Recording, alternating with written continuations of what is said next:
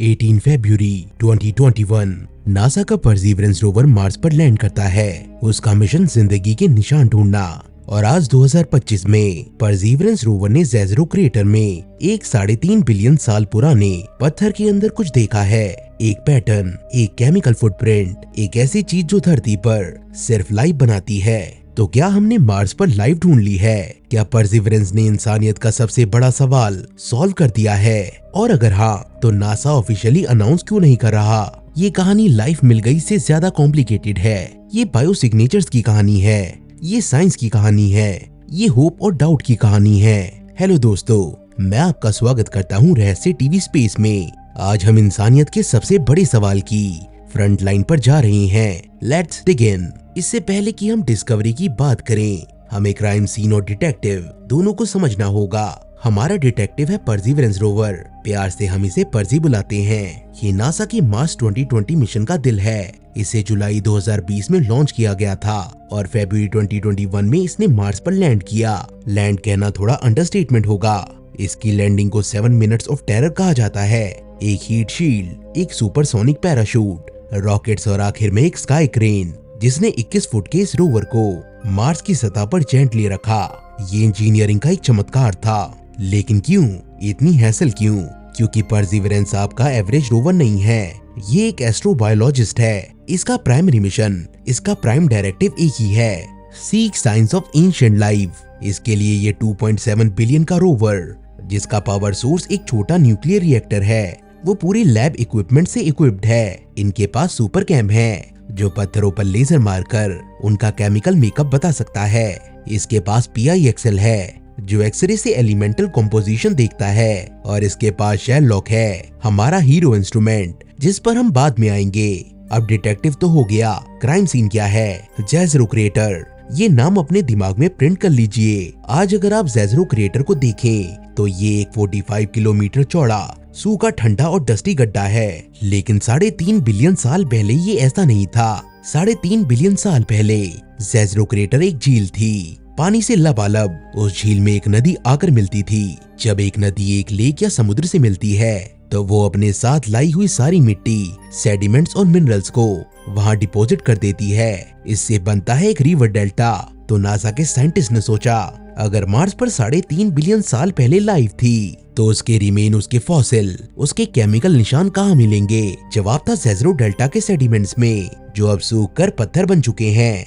ये ऐसा था जैसे आप एक सूखे हुए समुद्र के तले पर ट्रेजर हंट कर रहे हो। परसीवरेंस का काम क्या था? इस डेल्टा तक ड्राइव करके जाना, वहाँ के पत्थरों की जांच करना और सबसे इम्पोर्टेंट, उन पत्थरों के कोर सैंपल्स को ड्रिल करके निकालना, उन्हें टाइटेनियम ट्यूब्स में सील करना और मार्स की सतह पर छोड़ देना, ताकि फ्यूचर के मिशन उन्हें वापस धरती पर ला सकें। तो हमारा detective perseverance rover crime scene यानी जेज़रो क्रेटर पर पहुंच गया और उसने खोज शुरू कर दी।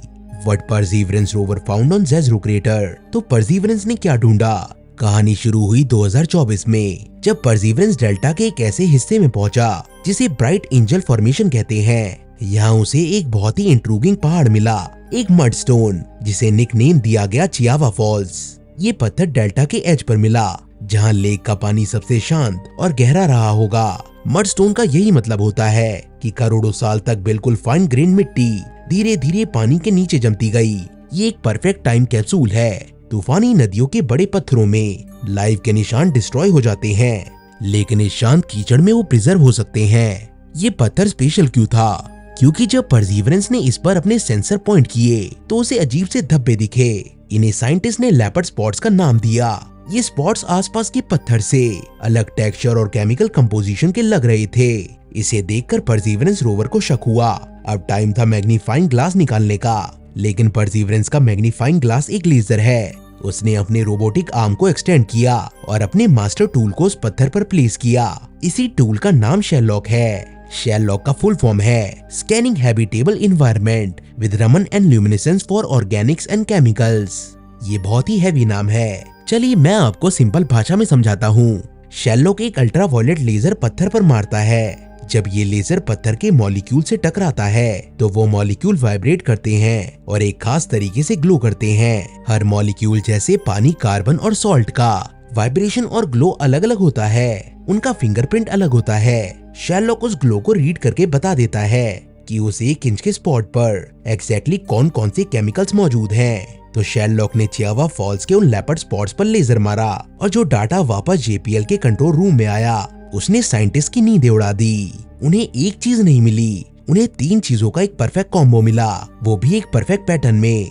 शेरलॉक ने वहां स्ट्रॉन्ग सिग्नल्स देखे जो एरोमेटिक ऑर्गेनिक मॉलिक्यूल्स के फिंगरप्रिंट से मैच करते थे। ऑर्गेनिक का मतलब जिंदा नहीं होता, ऑर्गेनिक का मतलब कार्बन बेस्ड होता है। हम, आप, पेड़ पौधे, बैक्टीरिया, हम सब कार्बन बेस्ड लाइफ फॉर्म्स हैं। तो ऑर्गेनिक मॉलिक्यूल मिलना लाइफ के लिए स्टेप 1 है। ये पहले ही मार्स पर क्यूरियोसिटी रोवर ने ढूंढा था, लेकिन इस बार ये ऑर्गेनिक मॉलिक्यूल अकेले नहीं थे। वो 2 बहुत ही खास आयरन बेस्ड मिनरल के साथ छिपे हुए मिले, विवेनाइट और ग्रेगाइट। और सबसे शॉकिंग बात ये थी कि ये तीनों चीजें रैंडमली नहीं पड़ी थी, उनका एक पैटर्न था, एक स्ट्रक्चर था। साइंटिस्ट ने देखा कि वहाँ एक बुलसाई जैसा अरेंजमेंट था। सेंटर यानी कोर में ग्रेगाइट था, उसके जस्ट ऊपर ऑर्गेनिक कार्बन की एक लेयर थी और उस पूरे स्ट्रक्चर को बाहर से विवेनाइट ने घेरा हुआ था। अब आप कहोगे ठीक है, तो 3 अलग अलग केमिकल मिले, इसमें इतना एक्साइटिंग क्या है? एक्साइटिंग ये है कि जब हम धरती पर जाते हैं, जब हम धरती पर ऐसी एनॉक्सिक झीलों के तले में जाते हैं जहाँ पानी है, मिनरल्स है, लेकिन ऑक्सीजन नहीं है, वहाँ हमें कुछ माइक्रोब्स मिलते हैं जो बिल्कुल यही पैटर्न बनाते हैं। ये बैक्टीरिया सांस लेने के लिए ऑक्सीजन का इस्तेमाल नहीं करते, वो मिनरल्स का इस्तेमाल करते हैं। इसे एनारोबिक मेटाबॉलिज्म कहते हैं।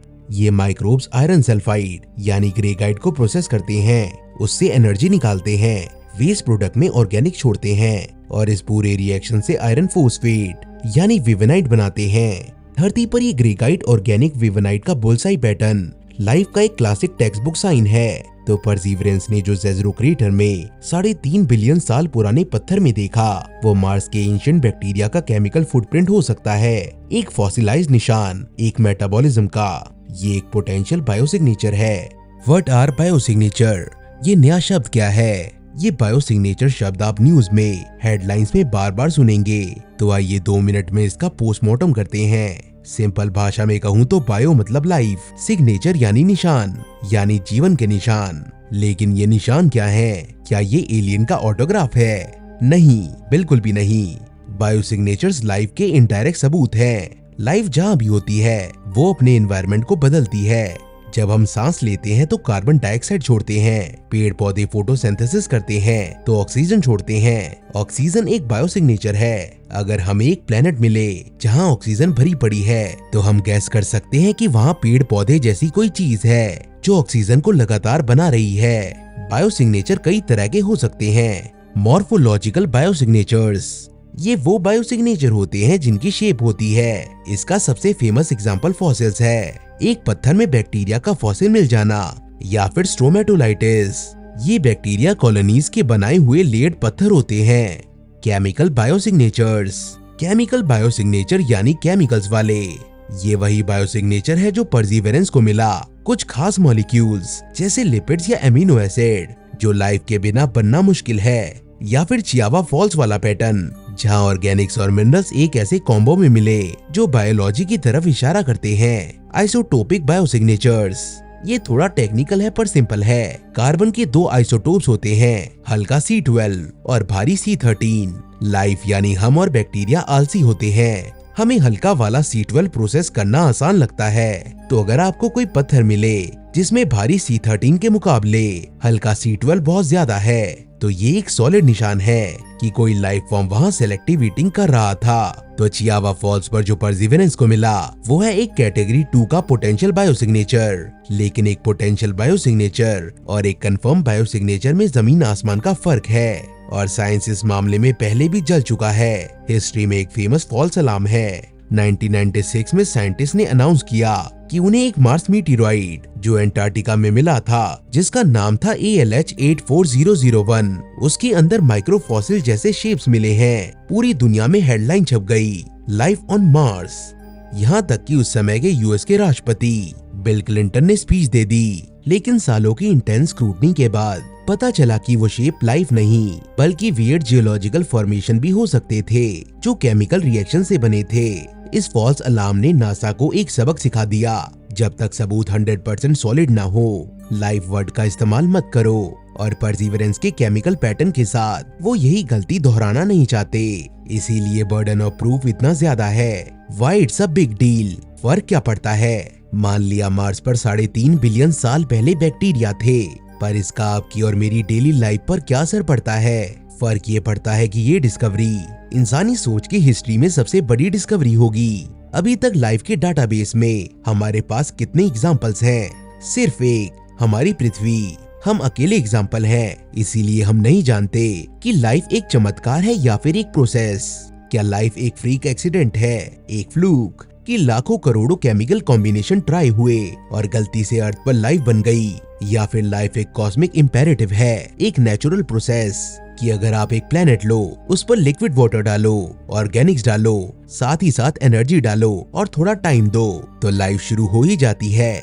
अगर ये साबित हो जाता है कि मार्स पर लाइफ अपने दम पर शुरू हुई थी, तो इसका मतलब है कि लाइफ चमत्कार नहीं है, इसका मतलब है कि लाइफ कॉमन है। ये डिस्कवरी हमारा पूरा वर्ल्ड व्यू बदल देगी, ये हमारी यूनिकनेस का गुरूर तोड़ देगी। हम स्पेशल नहीं रहेंगे, हम यूनिवर्स की लाइफ स्टोरी का बस एक छोटा सा चैप्टर बन जाएंगे। ये कोपरनिकस और डार्विन से भी बड़ा पैराडाइम शिफ्ट होगा, इसीलिए ये बिग डील है। ये इंसानियत का, ह्यूमैनिटी का सबसे बड़ा एग्जिस्टेंशियल क्वेश्चन है। Spectacled side, NASA official stance. Okay, excitement को साइड में रखते हैं, साइंस एक्साइटमेंट पर नहीं, एविडेंस पर चलता है। Extra ordinary claims require extra ordinary proof, ये कार्ल सेगन ने कहा था। और मार्स पर लाइफ से बड़ा एक्स्ट्रा ऑर्डिनरी क्लेम क्या हो सकता है? तो नासा का ऑफिशियल स्टांस क्या है? नासा के साइंटिस्ट ऑप्टिमिस्टिक हैं, उनके ऑफिशियल स्टेटमेंट पढ़िए। वो लाइफ शब्द का इस्तेमाल ना के बराबर कर रहे हैं। वो हमसे कह रहे हैं, we have found a complex association of organic molecules and minerals which is consistent with a biological origin, but we have not yet ruled out abiotic processes.